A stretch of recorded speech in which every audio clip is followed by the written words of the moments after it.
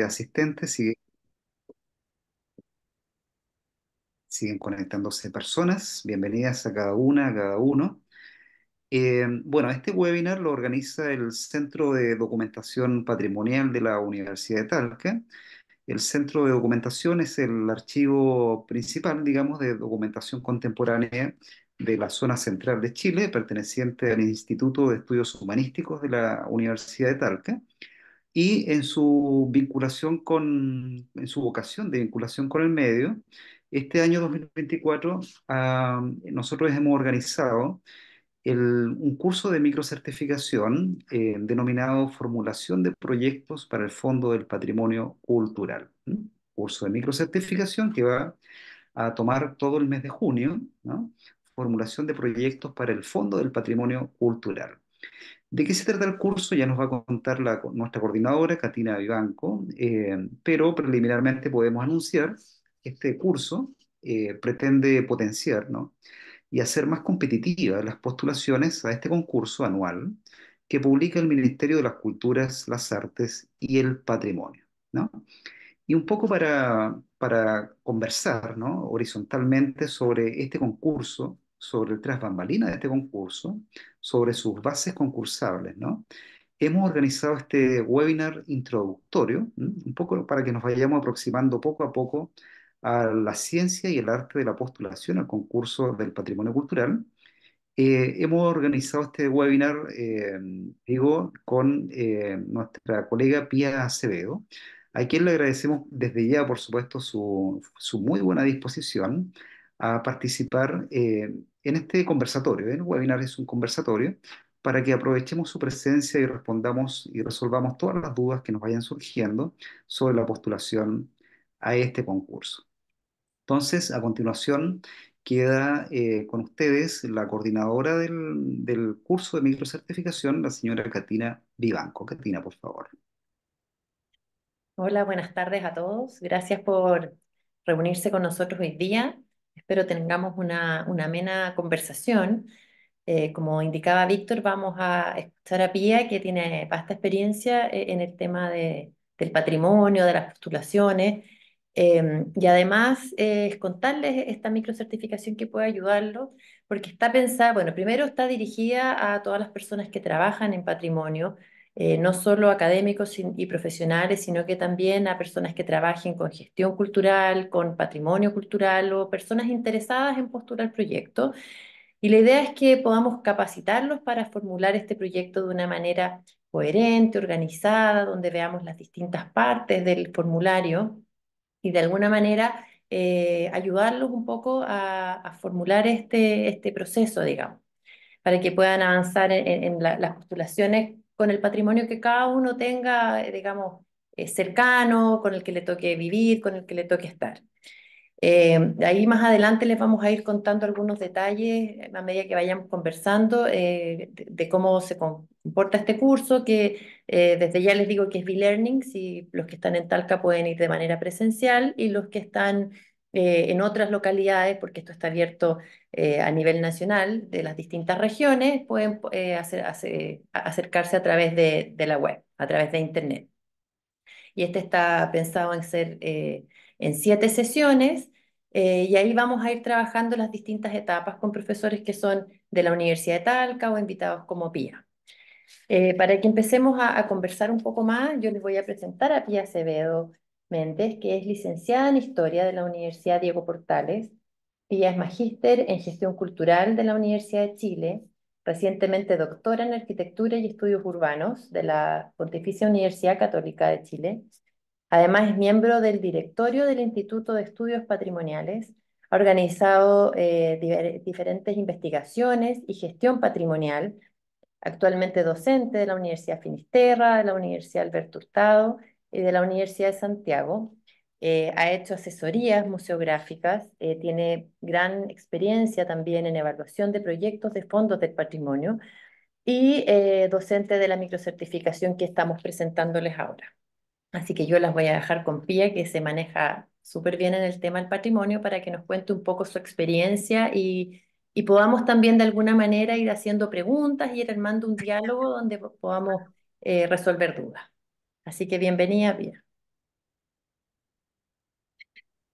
Muchas gracias, Katina, muchas gracias, Víctor, y agradezco también al Centro de Documentación ahí por la invitación a este conversatorio, ¿no? En el fondo es un espacio que vamos a desarrollar de manera dialogada entre Víctor y Katina para poder también, obviamente con los participantes y las participantes, para que podamos en el fondo ir entendiendo el fondo del patrimonio.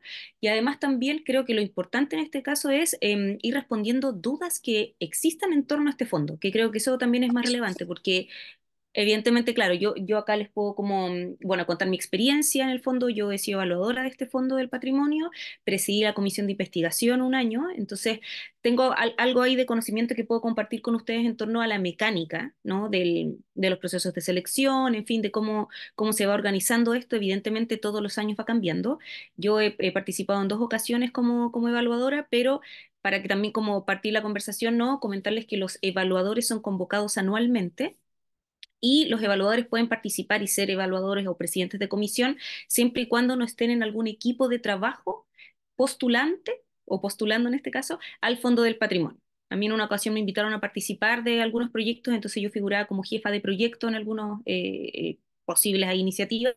Entonces hubo años que yo no he podido participar como evaluadora, pero básicamente por eso, porque es en el fondo excluyente, ¿no? El requisito de para ser evaluador que tú no integres ningún equipo ni que además tu proyecto sea admisible, porque son dos etapas, ¿cierto? Y ahí tal vez podemos conversarlo, ¿no? Hay una etapa inicial donde uno presenta todos los antecedentes solicitados y el primer filtro para cualquier fondo, tanto de cultura como del MinCiencia, de otros, es que la documentación esté acorde a lo solicitado en base. Ese es el primer filtro. Y en ese caso, los evaluadores, por ejemplo, o los equipos de trabajo, como me pasan en mi caso, pasamos, ¿no? Este filtro. Y en el caso que los proyectos o si bien dirijo yo, como sucedió, o soy parte de ese equipo, queda admisible, ahí ya es imposible que, por ejemplo, participemos como evaluadores. Si el proyecto hubiera quedado inadmisible, eventualmente existe la posibilidad de que se invite a esta persona a participar igualmente de la evaluación. Pero lo que es imposible en este caso es que alguien esté evaluando y a su vez siendo parte de algún equipo de trabajo o bien dirigiendo algún proyecto que esté para ser evaluado por razones obvias, ¿no? Porque hay conflicto de interés y porque pueden haber beneficios que sean poco éticos en el fondo. Así que eso un poquito es el proceso. En términos, claro, como generales, ¿no? Sabemos que este fondo tiene una línea nacional y una línea regional. Dentro de la línea nacional, por supuesto, hay proyectos y hay, bueno, hay también entender, ¿no? Que en la línea nacional posee una cantidad de recursos mucho mayor, pero porque también hay una vocación de esa línea dirigida a proyectos, por ejemplo, de restauración, de ampliación, ¿cierto? En el fondo de la intervención de bienes inmuebles, ya desde la perspectiva arquitectónica, que en ese sentido se asume de parte del fondo que hay una necesidad ahí bien profunda, ¿no? De recursos, restauraciones de centros culturales, de museos, incluso a mí me tocó estar en uno que restauraron acá en Santiago la iglesia San Saturnino, por ejemplo, una iglesia que está en Barrio Yungay, ¿no? Y que porque además esta iglesia estaba haciendo ahí también, tenía un vínculo con había, por ejemplo, facilitado un espacio, la antigua casa parroquial, como centro cultural. Entonces ahí también hay una vinculación que hacía mucho sentido en por qué este fondo podía apoyar ese espacio, porque además iba a ser un espacio abierto, en fin. Y está toda la línea regional, que ahí está, por ejemplo, el tema, ¿no? De la investigación, de la generación de material didáctico, reedición en este caso de documentos o trabajos en torno al patrimonio y, bueno, una serie de otros como submodalidades que, como se le denomina técnicamente, donde se puede postular como una especie de introducción, ¿no? Y para generar ahí la conversación, evidentemente es un fondo ampliamente competitivo, no tiene muchos años de antigüedad, entonces también diferente del Fondar, que ya tiene, yo diría, 92, sí, vamos para los 30 años, sí, o 30 y algo. Pero en el caso de este fondo es relativamente joven, entonces en ese aspecto también es un fondo que también, por ejemplo, tuvo que enfrentar la pandemia y eso significó un reajuste, porque en el año de pandemia, por ejemplo, como muchos otros fondos, se les inyectó una cantidad de recursos, pero específicamente por concepto de pandemia, y yo creo que eso afectó un poco la postulación general, porque claro, ese año hubo una cantidad de recursos mucho más alta de lo que comúnmente se entrega. Entonces, de hecho, a mí me tocó participar algunas de las veces en ese año y fue incluso bien complejo como proceso, porque en el fondo, claro, teníamos los proyectos relativamente listos, ¿no? Seleccionados, y se nos informa que de Contraloría se había autorizado una inyección de recursos. Entonces, tuvimos que volver a hacer una reevaluación de procesos que tal vez en cualquier otro contexto no hubieran tenido la posibilidad de ser seleccionados, pero en ese momento, por esta medida como de urgencia, en el fondo, para potenciar el área de cultura que estaba ampliamente golpeada por el tema de la pandemia, se hizo este procedimiento, pero único en el fondo y no se ha vuelto a realizar. Pero quedó un poco instalada la sensación de que, claro, que por ejemplo 2020, 2021 hubo mucho recurso, yo diría 2021, 2022 más o menos, postulaciones, pienso, pero selección posterior no. Pero claro, no es algo común. Entonces, ¿a qué me refiero con que es competitivo? Con que en el fondo, claro, del total de postulaciones, la selección no alcanza el 20% de todo lo que se postula.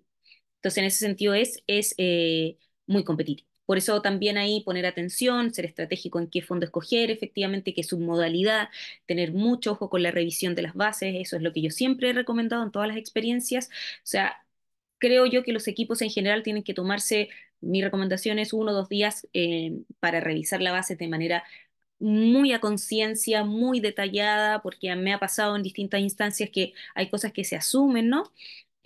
Cosas que, por ejemplo, a veces se cruzan como los procesos entre Fondar y Fondo del Patrimonio, entonces hay gente que confunde estos y en ese sentido son distintos, las exigencias son distintas, las bases, los montos, el impacto, la participación también es distinto, así que creo que la primera recomendación, aunque suene cliché, por decirlo de alguna manera, pero insisto, yo llevo muchos años trabajando en esto y creo que siempre me topo con faltas como de precisión de las bases, que es lo que se nos pide. O sea, por mucho que nosotros consideremos que nuestro proyecto es de tal o cual forma, en el fondo si no se ajusta a base, aunque vayamos a apelar a, no sé, chiquillo, a cualquier parte, no vamos a estar en eso. Y además es un proceso bien largo que se genera en la selección, como la preselección, ajustado a las bases.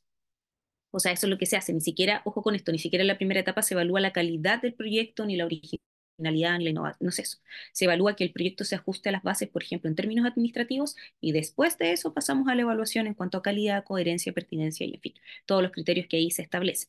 Pero creo que eso puede ser como para partir la conversación, en el fondo, aun cuando sea majadero, incluso como decir, uy, estoy en un webinar donde me dicen que en verdad revise las bases, o sea, años de experiencia en esto, entonces por eso se los digo y porque año a año, por diversos motivos a nivel personal y profesional, participo de procesos de selección y aun cuando uno pueda postular todos los años, en el fondo yo sí tomo el tiempo de la revisión y del destaque, ¿no? Y hacer la síntesis de las bases y todo eso, porque es algo que efectivamente año a año incluso puede cambiar. O sea, pueden cambiar cosas pequeñas, montos, exigencias, puntos que uno de repente el año anterior creía que ya los tenía resueltos, como por ejemplo, no sé, que el equipo de trabajo habite en la región a la cual está postulando y resulta que el año siguiente en el fondo eso bajó un punto, en fin. Por eso les digo que año a año la primera como tarea que uno realiza es esa y después viene todo lo otro. Pero creo ahí que más que todo por eso, porque hay variaciones que son menores, pero que si uno se queda con la idea del proceso anterior, puede quedar inadmisible. Y es una cosa que uno puede decir, insisto, desde perogrullo, pero eso quería como ahí instalar así como para partir y ahí que generemos el diálogo sin problema. Bien, bueno, partimos un poco con el susto, ¿no? Con la primera emoción, el susto, ¿no? Y Sí, la cifra parece un poco impactante. 80% de los concursos que participan no se lo ganan, ¿no? El 20% claro, solamente, ¿no? Y además de eso sí, es hay una que, primera fase, como tú bien decías, que es declararlos inadmisibles, ¿no? Y luego sí, entran a competir los admisibles y de los admisibles quedan algunos fuera y otros dentro, ¿no? El porcentaje del 20% juega dentro de los admisibles solamente, ¿no? En ese sentido, ¿cómo lo ves tú? O sea, claramente un fondo muy competitivo para la tasa de rechazo, ¿no? Más que ujú, el Fondar, podríamos decir, o el Ciencia Abierta, o los mismos fondos para el desarrollo de la investigación, ¿no? Son tasas sí, bastante altas de rechazo, y por lo tanto parece ser cierto, digamos, que este checklist que tú dices que hay que sí o ujú, sí dedicarle un par de días como a revisar, que nos falta el carnet de identidad, digamos, la cédula de identidad, por los dos lados, digamos, o sea, cada punto tiene que quedar muy bien sí, resguardado en el total. envío. ¿Ves tú alguna diferencia en estas líneas nacional y regional en este sentido? Que tal vez por tasa de rechazo, la gente se suele caer más en el regional que en el nacional o viceversa. No sé si se aprecia como alguna Mm. diferencia en esos dos, ¿no? Concursos. Es una súper buena pregunta porque, bueno, las modalidades son diferentes. En el fondo, cuando tú postulas al nacional, como les decía inicialmente, el nacional tiene un carácter, uno puede mirar, o sea, cuando revisa las bases, por ejemplo, puede decir, wow, el nacional tiene mucho más recursos, mucho más, cuenta con una cantidad de dinero mucho más alta, pero como yo les decía, son proyectos que están muy vinculados a restauración arquitectónica. es intervención de inmuebles, en algunos casos incluso declarados monumentos nacionales. Entonces ahí, si te fijas, como que el filtro empieza, ¿no? A reducirse considerablemente, porque en el fondo no es como que uno considere a nivel personal o incluso a nivel técnico, como me puede pasar a mí o a los que estamos acá, no decir, mira, este edificio tiene un carácter patrimonial en tanto y desarrollamos el argumento, ¿no? Sino que te exige que ese inmueble tenga su decreto, ¿no? Y tenga su categorización legal en torno a ser un monumento nacional. Eso es un punto. Entonces, ¿dónde está el mayor grado de competencia? Si bien ahí, evidentemente, hay competencias entre consultoras, ¿cierto? Entre, por ejemplo, municipios, entre, en fin, hay ahí una competencia, pero la competencia a nivel regional se genera básicamente con mucho levantamiento en torno a patrimonio local. Entonces ahí también hay que, en el fondo, trabajar muy bien, algo que yo también recomiendo siempre, y en eso hace poco lo dije, no sé en qué instancia, pero lo trabajamos bien de manera profunda, es, hay que entender que los fondos los destina el Estado, ¿cierto? Entonces, el fondo que yo quiera, en este caso, eventualmente adjudicarme, tiene que estar alineado con instrumentos que el Estado también genere en cultura. Y a eso yo me refiero, por ejemplo, el match que se pueda realizar entre la estrategia de desarrollo regional, por ejemplo, y las políticas de cultura a nivel regional. Creo que eso también es una especie como de responsabilidad que deberían tener como los postulantes en tener noción de qué es lo que el Estado está pretendiendo a nivel territorial en términos culturales para que eso efectivamente tenga algún tipo de diálogo con la postulación que yo estoy haciendo. Se los comento a nivel, no, voy a poner un ejemplo a nivel de Magallanes. Hubo en la política, la última política de cultura a nivel regional tenía un fuerte incentivo al tema de la visibilización del aporte chilote al territorio. ¿Ya? Es una región que efectivamente tuvo un aporte, ¿cierto?, de la cultura chilote, muchos llegaron a trabajar en el campo magallánico, en fin.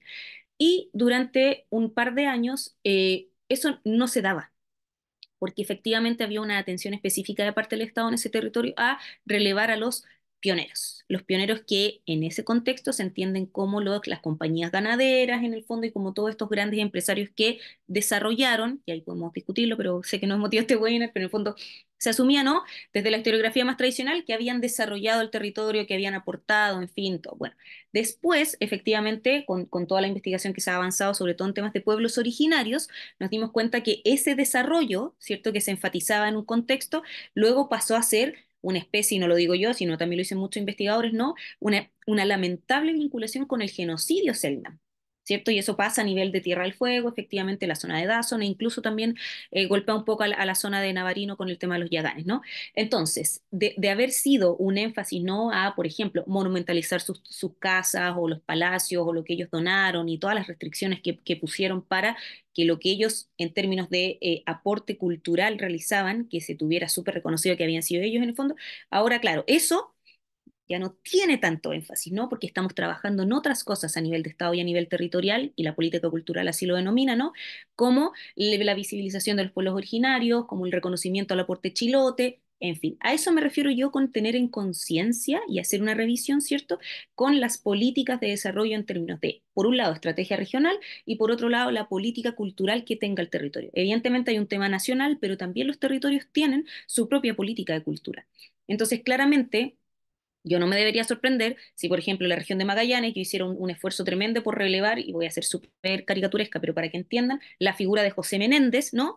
Y que yo quisiera hacer un tremendo trabajo en torno a él, cuando efectivamente va a ser 0,01% de posibilidad que yo me adjudique ese fondo porque no está alineado con la política cultural, en el cual se enmarca, por supuesto, la inyección de estos recursos. ¿Se entiende como en el fondo lo importante que es tener esa conciencia? Porque si no, yo voy a hacer un trabajo que lamentablemente, independiente de el juicio de valor que uno le pueda poner, ¿no?, y los cuestionamientos que tenga, pero va a tener menor posibilidad porque no voy a tener ningún tipo de vínculo ni de diálogo con la estructura mayor en torno al desarrollo cultural que se está teniendo a nivel de Estado. Eso como un aporte en términos como de la reflexión que requiere y que por qué es importante tener conocimiento de eso, porque es importante hacer esa revisión también, situarnos, ¿no? Hacer como el estado del arte en torno a dónde voy a posicionar mi iniciativa. Ya, voy a trabajar en la región del Maule, entonces, ok, voy a trabajar en Magallanes, eso yo se los recomiendo sí o sí a realizar. Súper, Pía. Tenemos levantada la mano. Clemente levantó la mano. No sé si quiere hacernos Sí, una pregunta. Hola, Clemente.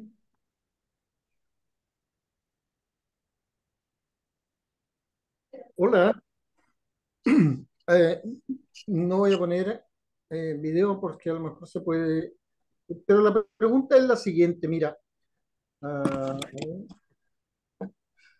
Yo fui ganador del Fondo de Patrimonio en el 2020, ¿ya? Y Ujú, sucesivamente he ido postulando, pero el año pasado eh, había una, había una pregunta dentro del formulario que hablaba sobre la vinculación de los gestores patrimoniales locales, a lo ujú, cual entendí como municipalidades o, perdón, corporaciones, como eh, asociaciones culturales del territorio y obviamente salir rechazado porque no eran consideradas agentes culturales del territorio. Había ujú. no sé si se entendió. Entonces, Voy a ver si... Dale. la pregunta es, ¿a qué se entiende por gestor cultural? Porque en el fondo se mandaron organismos con personalidad jurídica, pero el fondo, digámoslo, o la revisión no los tomó en cuenta Ujú. y aludieron que no eran. Esa era mi Ya. pregunta. Perfecto. Voy a como hacer algunas hipótesis respecto a lo que tú estás planteando, pero en el fondo, cuando se plantean estos actores, hay que pensar que el Fondo del Patrimonio Cultural lo que pretende es que la vinculación territorial sea lo más imbricada posible. ¿A qué se refiere esto? A que en el fondo exista un conocimiento y una red que haga sostenible tu proyecto en el territorio. Entonces, lo que yo estoy especulando, lo que está planteando Clemente, es que eventualmente a aquellos organismos que él sugirió en su proyecto como posibles agentes patrimoniales, los evaluadores no lo consideraron así porque eventualmente en sus estatutos no está, por ejemplo, el desarrollo de temas patrimoniales o en su visión o en su misión. Tiene que ser súper específico que dentro de lo que se desarrolle, dentro de las actividades o acciones o la misión o la visión que tenga el organismo con el cual tú estás estableciendo este vínculo, tenga en alguna de las partes el tema patrimonial. Porque yo puedo decir eventualmente, por ejemplo, no sé, una universidad X, ya porque uno asume y puede decir sí, la universidad, pero si esa universidad no tiene ningún aspecto vinculante al patrimonio, ya sea a nivel, no sé, como pasa en la Universidad de Talca, que tiene el Centro de Documentación Patrimonial, hay una vocación en torno a custodiar patrimonio, a investigar patrimonio o hacer actividades en torno a eso. Si eso no se manifiesta de manera evidente en la documentación o en la misión de ese organismo, difícilmente va a pasar. Eso es lo que se está exigiendo, que en el fondo si tú vas a vincularte con alguien relacionado a patrimonio, que trabaje, eduque, investigue, más allá como de un rol territorial que puede ser, sí, de presencia, por ejemplo, pero necesitan que parte de su despliegue esté directamente relacionado con temas de patrimonio. No sé si respondí la pregunta, Clemente, pero a lo mejor va por ahí. Entonces, Me quedó clarísimo. A ya, lo mejor, justamente, hay que poner más ojo en la sí, misión y en la función del organismo que se quiere exacto. vincular al, Claro, si tú al proyecto.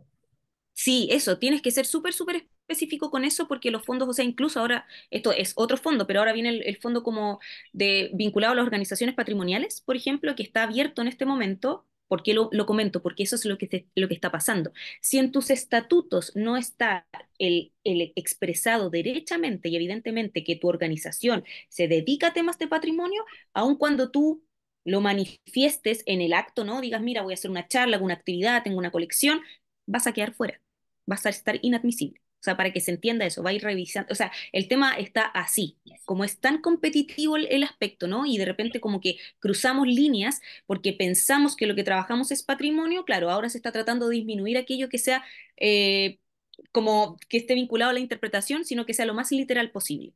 Entonces, por ejemplo, Clemente, si tú quieres volver a postular, busca que tus redes o tus organismos a los cuales te puedas vincular tú y potencien tu iniciativa trabajen en patrimonio derechamente. Como que no te arriesgues en ese aspecto, que sea un museo local, por ejemplo, que sea, no sé, un centro cultural que tenga tal vez, no sé, una vocación vinculada a educación patrimonial, pero que sea algo que se exprese de manera literal para disminuir los riesgos.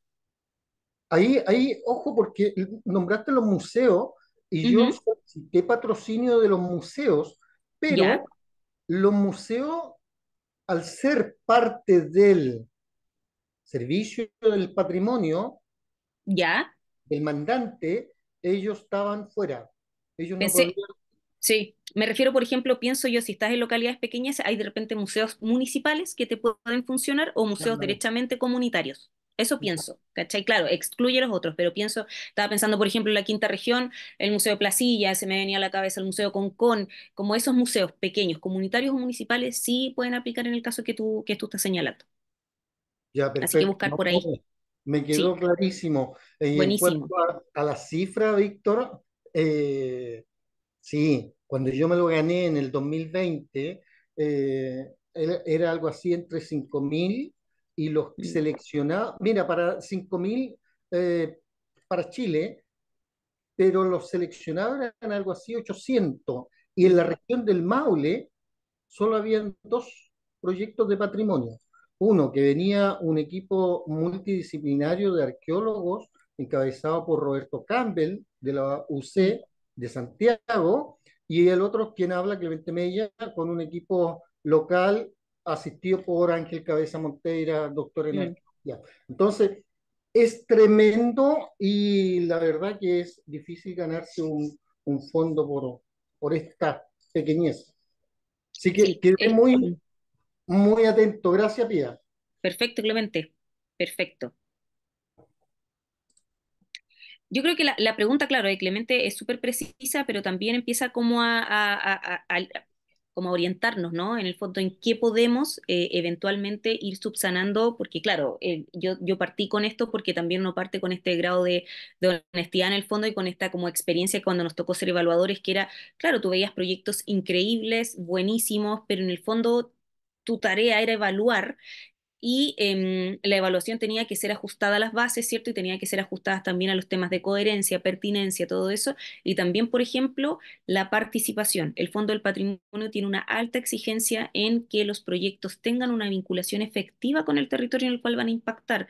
De hecho, se distribuye entre participación, por ejemplo, vinculante, ¿cierto? Consultiva, informativa, y evidentemente los proyectos que tienen más puntaje son los que hacen participación vinculante.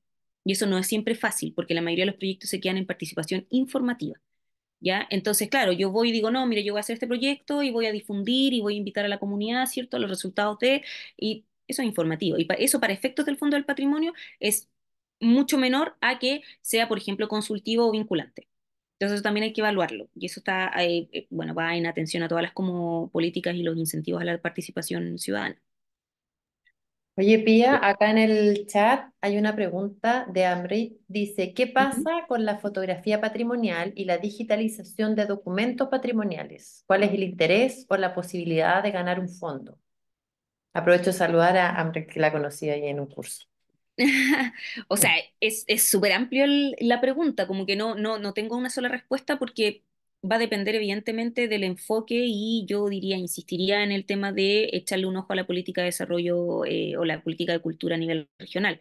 Desconozco en qué región está ella, pero en el fondo sería lo primero que miraría, sería como también si la digitalización está siendo de una institución formal, grande, como una universidad, evidentemente va a tener menos prioridad que la digitalización si apunta, por ejemplo, a un espacio comunitario, ¿cierto? O sea, hay que pensar eso también. Desde el fondo se piensa que el aporte a veces, claro, hay que hacer una atención mayor a estos espacios que difícilmente tienen financiamiento. O sea, aun cuando uno entiende que las universidades también lo necesitan, pero claro, es inevitable que uno atienda, por ejemplo, si llega a competir, no sé, la universidad A y tienes a la Junta de Vecinos B, claro, o sea, el esfuerzo de llegar y las posibilidades de llegar a estas postulaciones y quedar ambos proyectos admisibles, evidentemente se asume ahí como que hay que correr el riesgo, o sea, hay que ver en qué medida el proyecto resulta atractivo, el proyecto tiene un diálogo a nivel territorial, ¿cierto? Y además se respeta todo el rigor que implica, por ejemplo, la digitalización de documentos, si tú presentas, por ejemplo, no sé,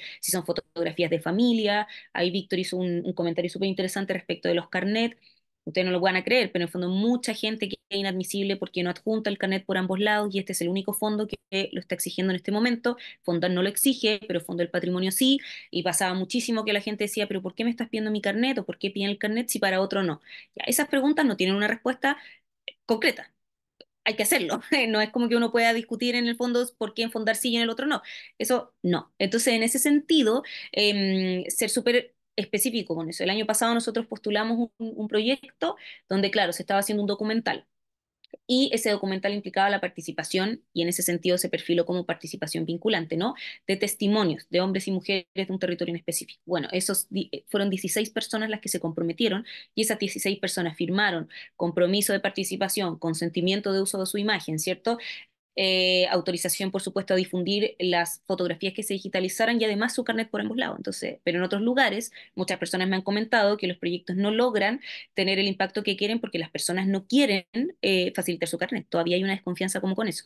Pero también acá, en este caso, como que se exige. Así que yo, insisto, aun cuando desconozco cuál es el carácter profundo de ese proyecto, pero mi recomendación iría como por ese lado, ¿ya? Y ahí ver también, evidentemente, la formalidad que tiene, desde dónde va a provenir eso, si va a ser una fundación, si va a ser una junta de vecinos, si va a ser, no sé, un club de adulto mayor, ¿cierto? Revisar eso porque también tiene todo un procedimiento, perdón, administrativo que merece la pena ser ahí atendido. Sí, y yo quería como acotar además que de repente el tema de la fotografía patrimonial o la digitalización va incluida Mm, dentro de otros proyectos que tienen toda una connotación mayor. O sea, no es el mm, centro a veces del proyecto, sino que va sí, acompañando a otras ideas. Entonces uno abarca una cosa más multidisciplinaria, digamos. claro, es Y no como un sé, de medio, no es el repente, fin, claro, claro, de y además hay que repente, ver. Sí, sí, exactamente, sí, coincido. Y exactamente. además, ojo con eso, porque por ejemplo, los fondos regionales no te permiten gasto en inversión. Entonces, si tú vas a digitalizar algo, tú tienes que asegurar que cuentas con los equipos y la capacidad técnica para hacerlo y tienes que dar cuenta de ello, porque no puedes comprar nada. No está autorizada la inversión. En el caso de los regionales solo hay gasto de operación y gasto personal, pero no inversión. Entonces, también ojo con eso, porque para digitalizar tienes que dar cuenta que tienes la capacidad técnica para ello. Y el conocimiento, y eso va en la fundamentación, en el fondo, y por qué quieres digitalizar, y dónde va a estar eso, como en el fondo, cuál va a ser el repositorio, ¿cierto? ¿Cuál es el objetivo? ¿Vas a hacer una exposición? ¿Vas a hacer un libro? Eso verlo bien también como el resultado de eso. Y coincido con Katina, yo creo que lo que aquí se aplica es que la digitalización puede ser un medio, pero no el fin. Entonces, observar eso. Mira, dentro de lo que aparece en el chat, bueno, Ujú. hablan de que hay una estrategia nacional de patrimonios digitales que salió hace poquito. Ahí Sí, Víctor poquito. adjuntó el link a la estrategia, así que si quieren ahí en Sí, el chat está para el que quiera revisarlo, descargarlo. Y dentro de eso, Ambric también pregunta qué peso tiene el equipo que presenta el proyecto. Yo creo que ese es un tema bien muchísimo, interesante sobre el equipo, así que ahí a lo mejor podría muchísimo. comentarnos algo. Miren, en el caso del Fondo del Patrimonio voy a entrar en materia regional, porque, insisto, en materia nacional, como está este tema que les decía, cierto, restauración, construcción, soy súper como, a lo mejor suena caricaturesco, pero es para que lo entiendan, ¿no? Entonces, aboquémonos al regional porque es donde entran los proyectos que efectivamente pueden, ¿no? Desde una junta de vecinos, como decía, organizaciones sociales, comunitarias, universidades, personas naturales. Todos podemos. Y entramos también en una dimensión ahí de alta competición también. El equipo, hay una parte del equipo que es obligatorio y que tal vez lo que has postulado, y ahí Clemente a lo mejor también puede sumar, ¿no? Que es obligatorio que esté. Generalmente te piden un jefe de proyecto, un encargado de participación, ¿cierto? Y alguien vinculado a contenido en este caso o profesional de educación si estás postulando material didáctico. Pero son tres personas las que tienen que sí o sí obligatoriamente ir. Y son estas tres personas las que se evalúan en cuanto a puntaje. Tú puedes poner, porque no existe una limitante para un equipo de trabajo. Evidentemente puede ir más gente, ya porque tú lo consideras apropiado, quieres el apoyo de un diseñador, ¿cierto? O un periodista, en fin, bienvenidos sean. Pero el tema está en que en estos tres personajes, se juegan tu puntaje. Y eso está asociado a que el jefe de proyecto tiene que acreditar experiencia en proyectos de patrimonio, ¿cierto? Dirigiendo proyectos de patrimonio. Y hay que ver qué cantidad de experiencia te piden, porque son distintas. Entonces, si te piden, por ejemplo, acreditar 3 experiencias o te piden acreditar 5 experiencias, y eso corre para todos los otros. Si el encargado de participación también tiene que acreditar lo mismo, haber liderado, haber investigado, haber sido presente como parte de un equipo en eso. Y eso generalmente tiene 12 puntos. Uno puede decir, me pasó en otras capacitaciones, ¿no? Que alguien me decía, bueno, pero un punto menos, y yo les decía, un punto menos es la vida. No, no es como que uno diga, bueno, yo tengo, no sé, tengo no sé, dos acreditaciones, ¿cierto? Como jefe de proyecto. Bueno, ese punto es la vida.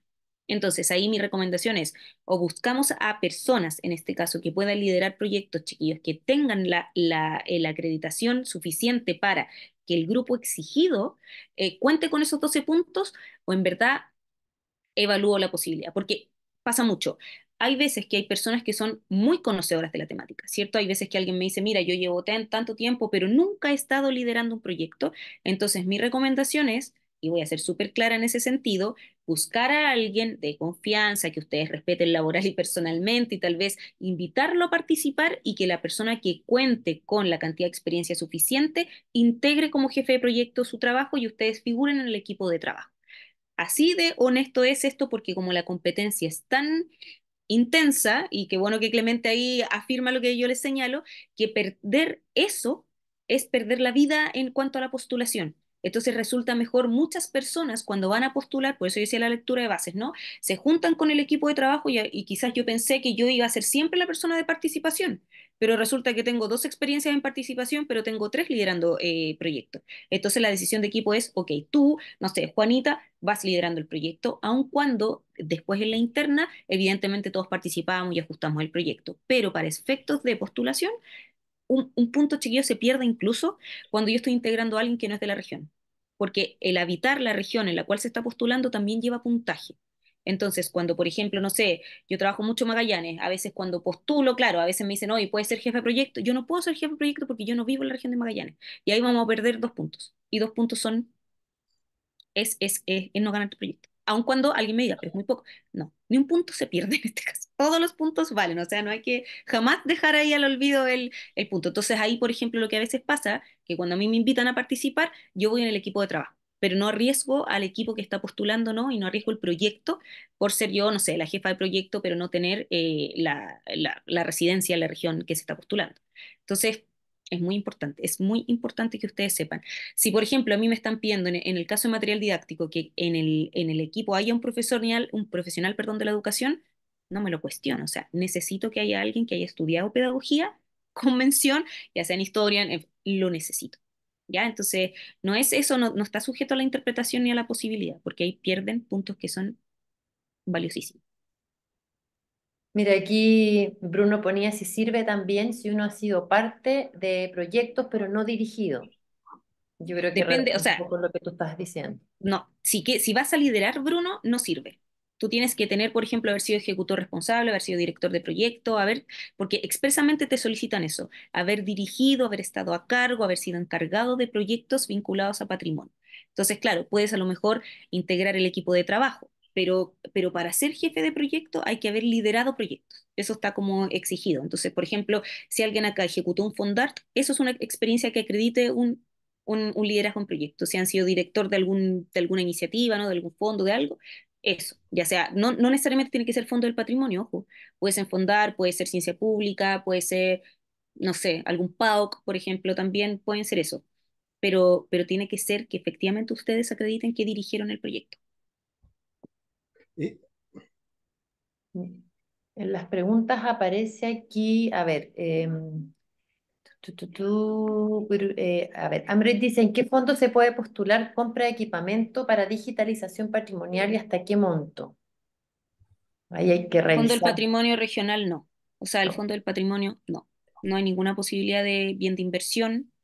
em, Ahí incluso tendríamos que salir. Estoy pensando, por ejemplo, el que estamos desarrollando ahora, que es un fondo de ciencia pública, tampoco tenemos posibilidad de inversión. No, es muy difícil, chiquillos. Ahí es muy, muy difícil que efectivamente exista inversión. Habría que revisar la línea nacional, pero en la línea nacional, claro, habría que ver si algún organismo postula, porque efectivamente los organismos tienen la posibilidad, organismos me refiero a personalidades jurídicas, en fin, ahí sí hay posibilidad de compra de equipos, porque se asume que el equipo va a quedar en manos de este organismo, ¿no? No va a quedar en manos de la persona natural. Eso es lo que como que se evita, queridos y queridas, que en el fondo, claro, cuando hay una inversión de un equipo se asume que el beneficio tiene que ser para una comunidad. Claro, y si yo como persona natural estoy postulando la compra de algo, de un escáner, de un computador, claro, lo obvio va a ser que se asuma que después de que termine los 12 meses de ejecución, la persona que se va a quedar con eso va a ser yo, y eso no es lo que busca el fondo. Por eso se eliminaron también los gastos de inversión y solo puede ser operación y gasto personal. También tienen porcentajes por si acaso. Hay porcentajes del máximo de gasto de operación, máximo de gastos de personal. Y algo que quería como agregar, por ejemplo, de la experiencia que nos pasó a nosotros, es que es bien impactante, por eso también ojo con ello. El desempate de los proyectos se produce por hora de postulación en la plataforma. Así que cuando uno dice, ay, me quedan 23 segundos y no sé, 2 nanosegundos, estoy en riesgo. Es así. Ustedes entran, evidentemente, y van a ser evaluados, y si están admisibles, van a ser admisibles, pero en el fondo voy con menos posibilidad porque el desempate, y así lo señalan las bases, se produce en cuanto a la hora, al minuto y al segundo. Así que tengo dos proyectos en igual condición o en igualdad de puntaje y que empató Orden, en la zona. por orden de llegada, ¿no? Orden de llegada. Exacto. Sí, es orden de Y llegada y de repente uno dice, oye, fueron 2 segundos. Así lo señalan las bases. Entonces, claro, mi mensaje es como lo triste, ¿no? Lo amargo que es que efectivamente te quedaste fuera por 2 segundos, pero la cosa es así. A nosotros nos pasó mucho que efectivamente habían proyectos que eran muy buenos y nada, no estábamos mandatados nosotros por base y así fue. Y así era la respuesta que tú le dabas también a los postulantes. definitivamente un fondo muy competitivo.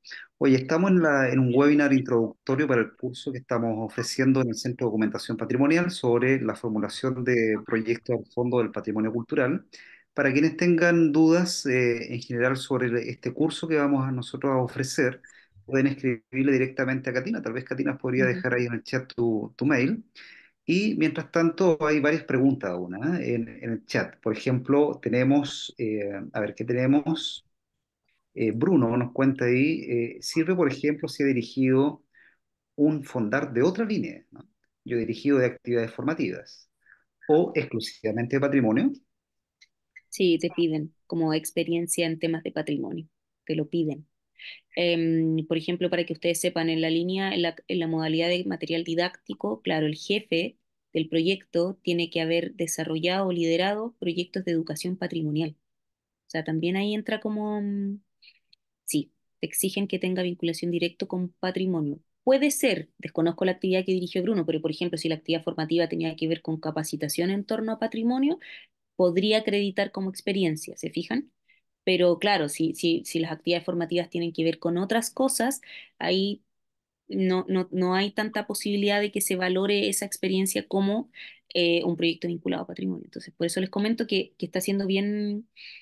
Lo que se está intentando en este caso, chicos y chicas, es como que los recursos se distribuyan de una manera que permitan que los que trabajamos en patrimonio efectivamente tengamos un fondo para ello y que no se mezclen con otros, porque no sé, el otro día estaba en una reunión y me pasaba que una fundación, creo, vinculada al fomento lector, iba a postular al Fondo de Fortalecimiento a organizaciones vinculadas a patrimonio. Y claro, y estaba la discusión como, pero era como, oye, pues si nosotros también podemos trabajar patrimonio, era como la lectura es patrimonio o la lectura. Bueno, múltiples interpretaciones, pero claro, nuevamente, no pueden postular porque sus estatutos no tienen ninguna vinculación con patrimonio. Entonces, aun cuando el argumento era, pero nosotros trabajamos, por ejemplo, Gabriela Mistral, ¿cierto? Tenemos vinculación con Pablo Neruda, con los territorios, es que las interpretaciones son muchas y si fuera por eso, evidentemente todos creemos que nuestro proyecto tiene que ganárselo porque no sé, así nos late, ¿no? Y porque hicimos tremenda fundamentación. Pero sí, es súper, súper exigido en que lo patrimonial, desempeño patrimonial, investigación, liderazgo, dirección, ¿no? Encargado, como lo quieran denominar, todo esté, todo esté relacionado directamente con patrimonio. Sí, podría agregar algo Ujú, en el fondo regional de acá del Maule. ujú, En su momento te piden mucho lo que es como dijera, verificación de los antecedentes de los postulantes. ujú. En este caso, nosotros postulamos arqueología. ¿Ya? Y yo no soy arqueólogo, pero sí tengo una trayectoria de tres fondar, Ujú. más el de patrimonio. Ya a la fecha tengo cuatro proyectos de vinculación con el patrimonio, sin Perfecto. ser arqueólogo. Pero dentro del equipo es fundamental que cada integrante pueda demostrar a través de publicaciones o a través de folletería, que sí tiene la vinculación con el elemento que se está postulando. En este Ujú, caso, era patrimonio regional en el área de arqueología. ujú, ujú. Es súper complejo, bastante competitivo, como dice Víctor, el tema, porque a la final el punto o la décima hace la Mm. diferencia a nivel regional o a nivel nacional. Sí, lo hace y bueno, yo me sumo a lo que señala Clemente, que efectivamente mientras más diverso sea la posibilidad, claro, Clemente habló como de folletería, pero uno puede también denominarlo, ¿no? Como, no sé, por ejemplo, los que vinculamos más a la academia o que hemos expuesto, ¿no?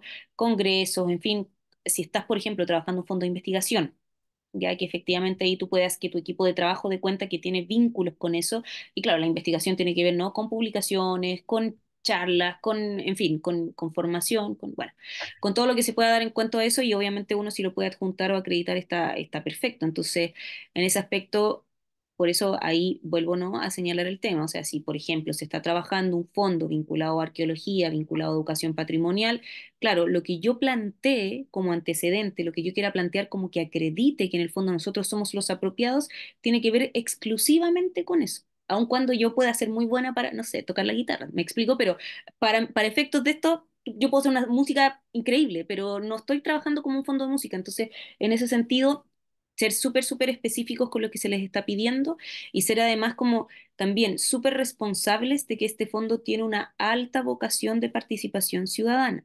O sea, es por mucha investigación que yo esté desarrollando, que hay algunos proyectos, y todos lo sabemos, ¿no? Iniciativas de investigación que no te exigen eso. O sea, tú puedes investigar, terminar no tu producto y queda, y quien quiera lo consulta y ya está. En este caso tiene que haber una vinculación y que perdón, y la participación sea ojalá vinculante o consultiva, no informativa va a ser per se. Ya, o sea, incluso en algunos casos a mí gente me comentaba y me decía, oye, a mí me dejaron fuera porque yo iba a hacer solo entregas de resultados en lugares y que eso sí, o sea, eso es como lo clásico de los proyectos. Acá se está buscando que la ciudadanía se involucre, que participa, que dé su opinión, que haya que su voz se note en estos proyectos, en el fondo. En el territorio que tú estás trabajando, claro, que no sea un mero espectador o un receptor de contenidos que tú generaste a partir de ellos, pero que no los involucraste. ¿Me explico? En el caso de esto tienen que estar informados, vinculados, ser parte, ojalá también, como del equipo. Si bien en ocasiones puede pasar que en comunidades no están las personas para tener estos tres cargos exigidos, porque nos afectarían los puntos, no porque creamos que no tienen las capacidades, ¿no? Porque afectarían los puntos, pero sí pueden ser, por ejemplo, parte del equipo de trabajo, porque no hay limitante en cuanto a el equipo de trabajo. Si hay limitante en relación a los recursos que yo gasto en el equipo de trabajo. O sea, si son 15 millones, yo no puedo postular 15 millones en sueldo, chiquillos, por favor, eso también ojo con ello. Hay que hacer un equilibrio en cuanto a eso, ¿ya? Entonces, lo mismo, o sea, obviamente si se cuestiona, y a nosotros nos pasó, ojo, que en los periodos que nosotros evaluamos efectivamente nos hacía ruido que un proyecto viniera y que de 15 millones, 14 y medio fueran sueldos, sí se cuestiona, pero no porque lo cuestionemos nosotros como persona, tal vez yo considero que los sueldos que se estaban pidiendo eran justos y estaba trabajando, no sé, 10 personas y ustedes me pueden decir, bueno, sí, pero para efectos del fondo también hay una visión en que el gasto mayoritario sea en operación, porque la operación se traduce efectivamente en vinculación, ¿no? En la puesta en marcha del proyecto, más allá de los profesionales. Entonces, si ustedes ven que su proyecto está solo teniendo gasto en personal, tienen que revisarlo, tienen que hacer ajustes. O si ustedes me dicen, no, mira, lo que pasa es que solo quiero la plata para los investigadores, no, en este fondo no va a funcionar, no va a tener como cabida eso. Se necesita también que haya un gasto equilibrado con el tema de la operación, donde además se le pone mucha atención. Y que todos los gastos que ustedes tengan, chiquillos, ojo con eso. El año pasado una junta de vecinos nos pidió ayuda y claro, y por ejemplo había una cosa que se asumió, miren esto, se asumió que se iba a hacer una presentación final de uno de los procesos del proyecto en la plaza de la villa. Claro, la plaza que los vecinos conocen, que no hay ningún gasto, en el fondo, ya. Y se les como cuestionó que no pusieran gastos asociados a ese encuentro, porque, por ejemplo, alguien decía, oye, vamos a comer algo. Entonces, claro, como que acá se asumió que iba a ser una presentación, entonces, ¿dónde están los gastos vinculados a esa actividad? Y claro, los vecinos decían no, porque lo vamos a donar nosotros. Pero para efectos del fondo, el fondo requiere que eso incluso se manifieste derechamente, porque si no acá queda como. Entonces, la actividad que usted está proponiendo acá no la puede realizar porque no tiene ningún gasto asociado a ello. Y si usted no va a gastar, derechamente tiene que informar que eso se va a realizar gracias a la donación o la participación o el aporte como no pecuniario, ¿cierto? Ya, eso, pero se informa. Si no se asume con que, entonces si tú me estás diciendo que vas a hacer cosas, pero como esto no tiene un gasto asociado, en términos concretos no lo puedes hacer. Ya, entonces imagínense ese pequeño error, claro, dejó una junta de vecinos con 98 puntos, no 100. Entonces, claro, fue como obviamente un dolor porque era la primera vez que ellos podían hacer eso, lo hicieron perfecto, pero imagínense que el argumento fue, no informaron el gasto en la entrega de no sé qué. Entonces, claro, y ellos decían, no tendríamos por qué, porque en el fondo lo íbamos a hacer nosotros, como han hecho durante 30 años toda la actividad. Pero bueno, eso hay que tenerlo como en consideración. Pía, preguntan también qué pasa cuando el jefe de proyecto también es el digitalizador en este caso. ¿Se puede tener más de un trabajo Sí, dentro del proyecto? sí, sí se puede, no hay problema. En ese sentido, como que no hay inconveniente. Claro, hay que ver el sueldo de él, o sea, el jefe de proyecto gana un sueldo específico. em, Generalmente el jefe de proyecto, idealmente, claro, tiene que tener como la presencia en la cantidad de meses que se desarrolla. O sea, el encargado de participación, ojo con esto también, la cantidad de tiempo que se desempeñe no es como, no es problema siempre y cuando esté bien justificado. Ejemplo, no sé, voy a hacer una vinculación cierto territorial, voy a postular un proyecto que tiene que ver con mucha vinculación comunitaria, entonces, pero resulta que voy a hacer 4 encuentros. Entonces ahí yo necesito la participación de mi encargado de participación, que es este sujeto obligatorio o sujeta obligatoria en base, ¿cierto? Pero a ella yo le voy a pagar 4 meses, porque en el fondo ella va a participar, no sé, el mes uno, entonces va a hacer el encuentro y va a sistematizar, ¿no? Lo que se recoja en ese encuentro. El mes dos, ya, le paga los 4 meses.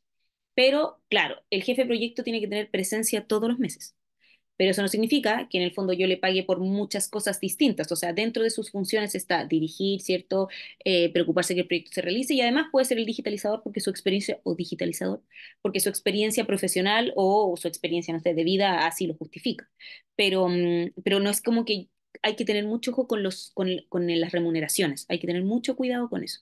Porque evidentemente, chiquillos, es algo que en el fondo se observa y yo cometí una infidencia comentarles no esto que pasó en algún proyecto que nos postularon que era como, no nos postularon, cuando a mí me tocó ser parte de la comisión, que claro, que era como, oye, pero acá hay solo sueldo, ¿dónde está? ¿Cómo se va a hacer?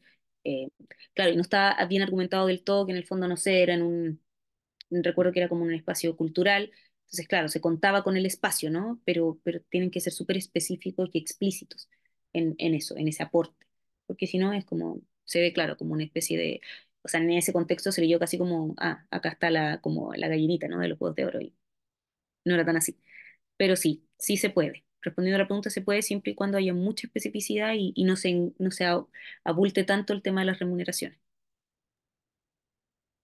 Ya tenemos acá una pregunta que se nos ha quedado un Ujú, poco arriba de Paulina Santana B. Dice, en ujú. el año 2022 propusimos un proyecto para realizar un salvataje y aplicación de conservación preventiva para un bien inmueble en Guara. Quedamos Ya. en lista de espera. ¿Qué se puede hacer en ese caso?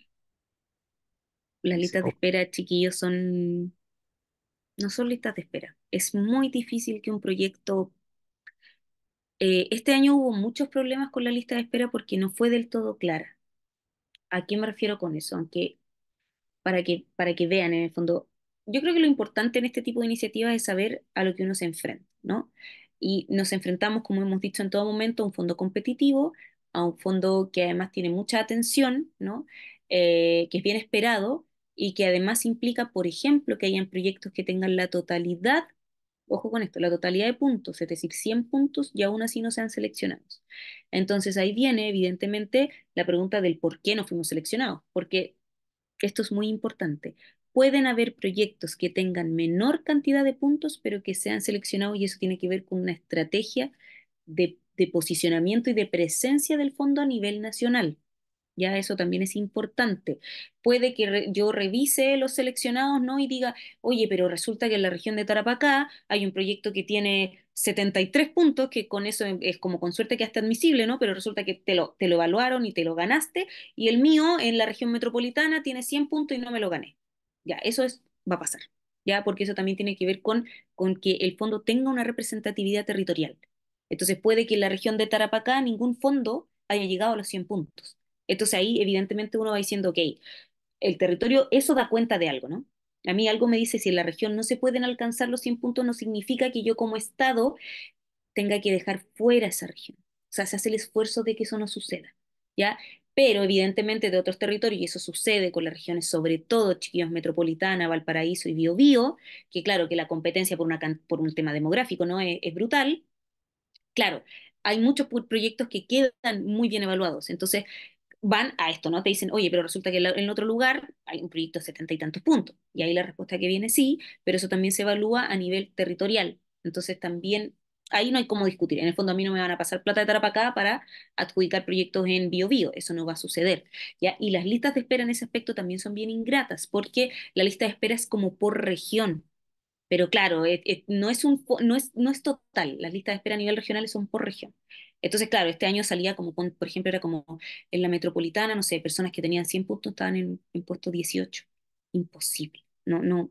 Es muy, muy, muy difícil que corra la lista de espera porque hay que tener problemas casi como de veracidad en lo que se presentó para que a ti te quiten ese fondo y corra para otro, o que derechamente alguien manifieste y digan, ¿sabe que ahora cambiaron las condiciones? Porque ustedes saben que la selección, entre la postulación y la selección pasa mucho tiempo, cambiaron las condiciones, ya ese equipo no existe o no, no sé qué, nosotros renunciamos al fondo. Ok, entonces ahí corre la lista. Pero es difícil, muy, muy difícil que una lista corra porque no hay como en el fondo las condiciones para que corra, claro, son súper poco comunes, ¿no? Entonces no sucede a menudo. O sea, lo que hay que hacer ahí es revisar qué es lo que se le dijo en el caso de Paulina, en el fondo cuáles fueron los argumentos de por qué el proyecto no fue seleccionado, intentar subsanar eso y evidentemente, si así el equipo lo define, ¿no? Volver a postular. Pero hay que ver ahí en qué estuvo el porqué de, la no de que no se haya producido la selección. Hola, no sé si me escuchas bien. Yo Sí, soy Paulina, sí, yo había perfecto. hecho la pregunta, la consulta. Lo que a nosotros nos dijeron era que, bueno, que está en lista de espera y los motivos, porque yo busqué, era que habían hecho una reducción en Mm, en las platas. Entonces, de haber cierta cantidad pasamos a tener como, para muchos proyectos, como 12 millones. Y era como, sí, nada, no hay sí. nada. Eso también sucede. O sea, y eso no hay nada que hacer porque eso tampoco, para que ustedes lo sepan, cabe como en la labor de los evaluadores. O sea, cuando yo les decía, por ejemplo, la experiencia del 2021, si no me equivoco, sí, cuando llega esta inyección de recursos, nos llegó los 2 días, nos quedaban 2 días de trabajo, pues son trabajos. Chiquillos, la cosa es así. A nosotros nos ponían en una mesa y venía un equipo, ¿no? A presentarnos los proyectos y cada una de las personas tenía 2 minutos. O sea, el proyecto de ustedes, por eso se la juegan, por favor entiendan eso, se la juegan en su fundamentación. Ustedes, como posibles postulantes, el juego está en el resumen de su proyecto o en la fundamentación, depende del fondo, ¿no? Cómo se llame. ¿Por qué? Porque eso es lo primero que lee la persona, en este caso, que está contratada para ir analizando los proyectos, ver su admisibilidad. Y después toda esta cantidad, toda esta batería de profesionales llega a la instancia de donde están los evaluadores y nos relatan a nosotros. Y tienen de 2 a 5 minutos para explicar un proyecto que ustedes bien saben, la mayoría de las que postulan acá, no sé, tiene 20 30 páginas, ¿cierto?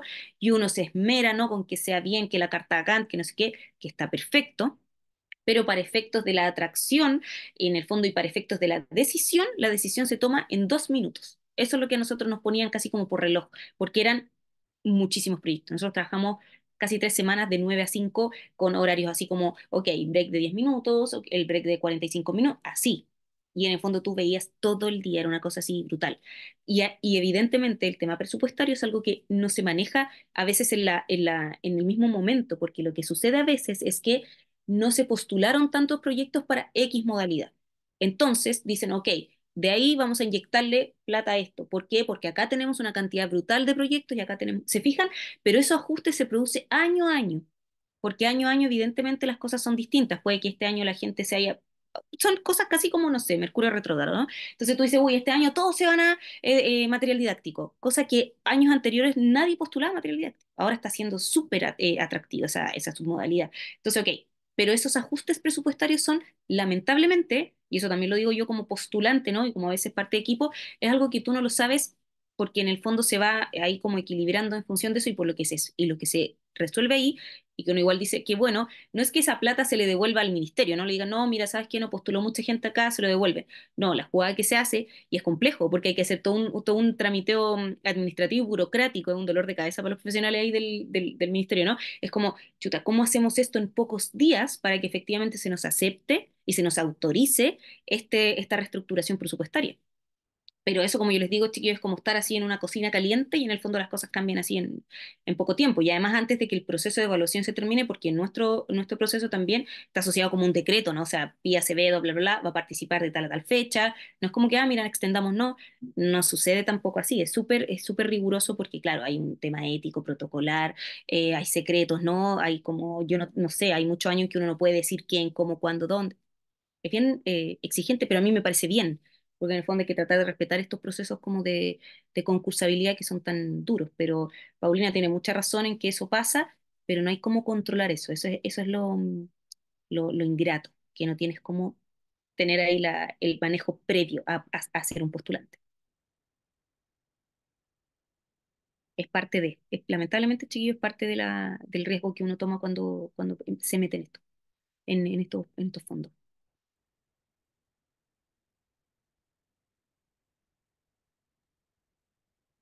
Bueno, ha estado muy, muy interesante. Toda esta conversación ha sido bien reveladora de varias cosas. Creo que es interesante también pensar un poco que la idea de nosotros de ofrecer esta microcertificación es precisamente ayudarlos un poco en el camino de lo que significa ir llenando el formulario, entendiéndolo. eh, Ciertamente uno no puede asegurar el triunfo, digamos, final de Claro, un proyecto, pero sí ayudarlos a que salga una cosa bastante coherente, donde puedan sacar dudas, despejar dudas de repente básicas que uno lee el formulario y entiende una cosa y de repente es otra. Entonces, la idea es acompañarlos en ese camino para que puedan tener proyectos competitivos, que entren ya por lo ujú. menos en la parte competitiva del proyecto. Claro, puede entrar a jugar en el fondo. Yo ahí también me sumo con un poco lo que plantea Katina. O sea, yo creo que estos espacios son súper significativos para la experiencia y yo creo que ahí también tal vez Víctor, uno también está en esta dinámica académica, ¿no? O sea, inevitablemente uno para saber hacer proyectos tiene que postular. Hay veces que uno no se los gana y eso pasa en Fondesit, pasa en ANID, pasa en todos uno está como en esta lógica, e incluso a veces las universidades te incentivan a la postulación, aun cuando saben, ojo con esto, aun cuando saben que tal vez los investigadores todavía no están como, no sé, el proceso no está bien maduro o faltan algunas cosas, pero el ejercicio se incentiva a hacerlo igual.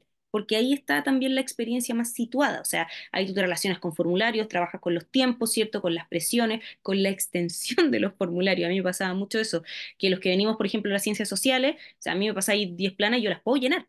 Tengo la capacidad de llenarlo, no tengo un problema, pero resulta que la formulación me pide 2000 caracteres. Entonces imagínense la angustia de como, ok, lleno 10 planas, quedó perfecto, redondo, increíble, una cantidad de citas maravillosa, pero me enfrento al formulario y tengo 2000 caracteres con espacio. O sea, ya esto es un drama, yo creo que de proporciones, y mucho ya aprendimos efectivamente porque nos pasó a varios equipos, en fin, que claro, o sea, no tienes la capacidad de resumir en 10 minutos, eso es imposible, porque la idea es que te quede redondo y atractivo. Y lo que yo les digo es esto, vuelvo a insistir, las personas a las cuales analizan sus proyectos, lo primero que leen y donde emerge su entusiasmo, la comprensión de todo, es en el resumen ejecutivo del proyecto, que si mal no recuerdo son 1000 caracteres. Es poquísimo. Entonces ahí uno tiene que decir lo que va a hacer, el título, las actividades, el impacto, el por qué. Entonces ahí como que las palabras claves, ¿no? Si uno juega, por ejemplo, con, no sé, con la conmemoración de algo, con los años que cumple tal cosa, con la necesidad, producto del año pasado trabajamos muchos temas de los 50 años, ¿no? Del golpe. Entonces ahí también tenía que ver mucho con eso, con buscar el espacio de reivindicar, ocupábamos conceptos, o sea, como, porque esto era real, ¿no? Muchas comunidades víctimas de violencia política, todo eso, o sea, como que tenía que tener la fuerza como conceptual muy potente, pero estamos hablando de 1000 caracteres. Entonces también, ojo con eso, o sea, mi recomendación siempre es, yo copio todo en Word, ¿cierto? Jamás juego con la plataforma, chiquillos, activa ahí porque la plataforma se cae, se cierra y a mucha gente le ha pasado acá que de repente está casi listo y se le borró todo, en fin. Word, voy contando, luego voy pegando, o sea, hay que generar una mecánica cotidiana, estoy siendo súper cotidiana en el ejemplo, o sea, muy, muy como del detalle, ¿no? Pero que no genere esa como ansiedad, porque evidentemente postular cualquier proyecto, chiquillos, va como de la mano de la ansiedad. Pero en el fondo ahí hay que tratar como de ir manejando eso, e insisto en la recomendación inicial, las bases, sus regiones y las respectivas estrategias, ¿no? Las políticas en torno a la cultura, porque eso también fortalece su propuesta, porque se enmarca dentro de, ¿no? de algo mayor, y eso también se busca, que tenga un impacto efectivamente como en el largo plazo, ¿no? Y que después ustedes puedan hacer un aporte a la política pública desde eso, y se lo digo por experiencia propia, porque en el fondo sí funciona. Cuando tú tienes ese ojo, después puedes entrar en otras esferas en que lo que tú estás haciendo sea un aporte real a tu territorio. O sea, aporte real me refiero a política pública, no no sé, a declaratorias o a lo que ustedes pretendan, pero eso. Bueno, finalmente, no sé si queda alguna pregunta. Yo creo que agradecerte, Pía, por todo este tiempo. Existe ahí preguntar Ujú. si existe una plantilla para llenar el proyecto antes de ingresar a la web. Sí. No. O sea, No, pero no sí. la abren todavía. Ah, ahora no está abierta. Claro, lo que ustedes pueden descargar son las bases del año pasado, del 2023, pero evidentemente existe esto en base. En las bases, en el PDF está todo lo que se les solicita, ¿ya? Porque, o sea, en general se está tendiendo a eliminar la postulación vía papel. Eso también es una forma súper radical, ¿no? De ir como generando, hay brechas ahí de etarias, ¿no? En que en el fondo hay personas que todavía, bueno, hay posibilidades, pero eso ya se está eliminando. O sea, la idea es que ya todos los proyectos sean postulados a través de plataforma, pero siempre está el documento que ustedes pueden descargar y efectivamente ahí está todo lo que hay que hacer.